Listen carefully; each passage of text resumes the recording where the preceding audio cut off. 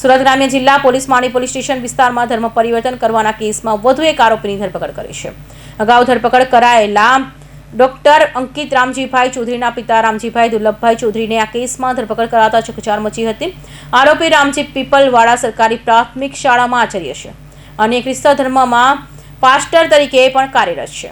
સુરત ગ્રામ્ય જિલ્લા પોલીસ માંડવી ધર્મ પરિવર્તન કરાવવાના કેસની શરૂઆતમાં એક મહિલાની ફરિયાદ થઈ હતી કે ફરિયાદી મહિલાને પતિની સારવાર આરોપી અંકિત ચૌધરીની માંડવી ખાતે ન્યૂ લાઈફ ક્લિનિકમાં ચાલી રહી હતી. આ દરમિયાન અંકિતે ફરિયાદ મહિલાને પ્રેમજાળમાં ફસાવી લગ્નની લાલચ આપી વિશ્વાસમાં લીધા બાદ તેમનું ધર્મ પરિવર્તન કરાવ્યું હતું. ક્લિનિકમાં તેમની સાથે વારંવાર શારીરિક સંબંધ બાંધ્યા હતા.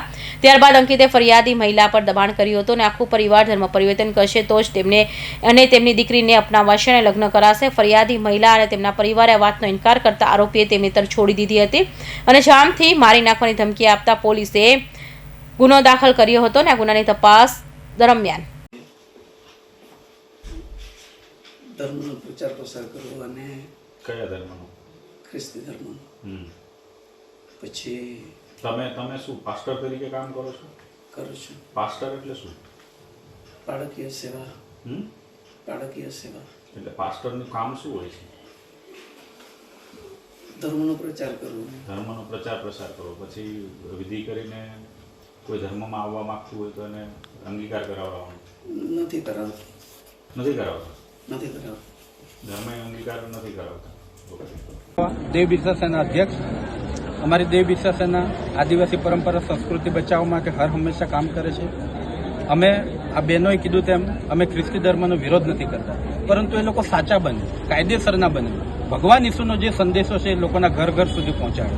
પરંતુ આ લોકો ભગવાન ઈસુના સંદેશાની જગ્યાએ પોતાની રીતે બધાને ખ્રિસ્તી ધર્મમાં વટલાવવાનું કામ કરે છે અને પોતાની સંખ્યા કેવી રીતે વધે છે એ જ એક એ લોકો ઝડપથી કરી રહ્યા છે. અને આના લીધે અમારી પરંપરા, અમારી સંસ્કૃતિ નષ્ટ થાય છે. અમારા દેવોમાં માનતા નથી, અમારા દેવોનું પૂજેલું ખાતા નથી, અમારી કુળદેવીમાં દેવમુદ્રા માતાને માનતા નથી. એટલે અમે સરકારશ્રીને અપીલ કરીએ છીએ કે આ લોકોને સાચા બનાવે અને કાયદેસરના બનાવે.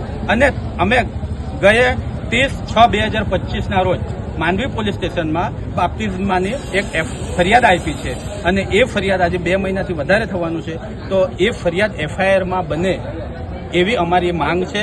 અને આ માંગ સાથે અમે બધા આદિવાસી સમાજ કહેવા માંગીએ છીએ કે જો આ માંગ અમારી નહીં સંતોષાય તો અમે ભગવાન બિરસા મુંડાના રાહ ચિહ્ન પર અમે ગુલાન કરીશું અને ઉગ્ર આંદોલન કરીશું. એની સંપૂર્ણ જવાબદારી જે તે અધિકારીને રહેશે. અસ્તુ ભગવાન બિરસા મુંડાની જય, ધરતી માતાની જય. રામ રામ. બિરસા મુંડા ભગવાન કી જય. બિરસા મુંડા ભગવાન કી જય. જય આદિવાસી. રામ રામ.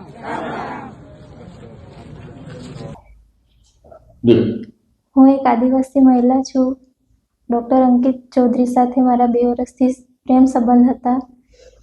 એણે મને વિશ્વાસ અપાવ્યો કે હું તારી સાથે લગ્ન કરીશ. લગ્ન કરવાની લાલચ આપી અને મારી સાથે શારીરિક શોષણ કર્યું. ત્યારબાદ તેણે મને કહ્યું કે તારે મારી સાથે લગ્ન કરવા હશે તો તારે ધર્મ પરિવર્તન કરવું પડશે.